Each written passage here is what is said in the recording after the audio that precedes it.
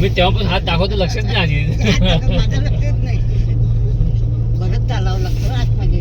हा ना, व्हीलचेअरच महत्वाचे.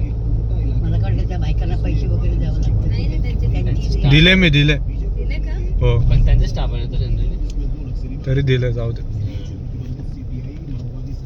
ते बिचारे 2 जणी खेचवतो त्या आजीला.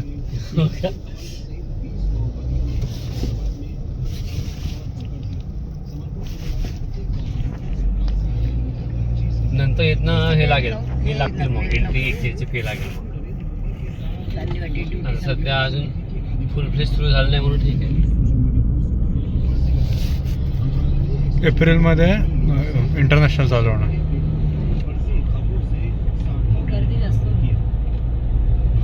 आत्ताच गर्दी किती पॅक आहे, फुल फ्लाईट. लोक म्हणायचे कोण येणार इथे, कोण सगळेच तर येतात इथे. सरळ चढा, वरती चढा.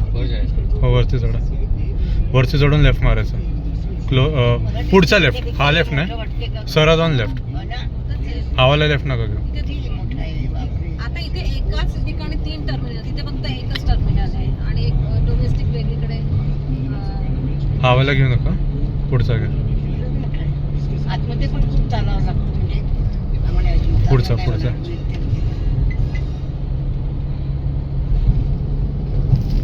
कसं तो झाला इकडे.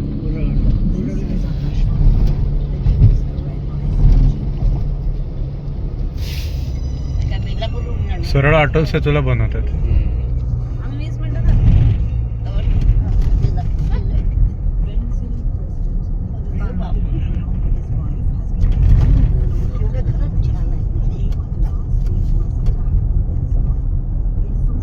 अटल सेतू तो आहे ना समोरचा.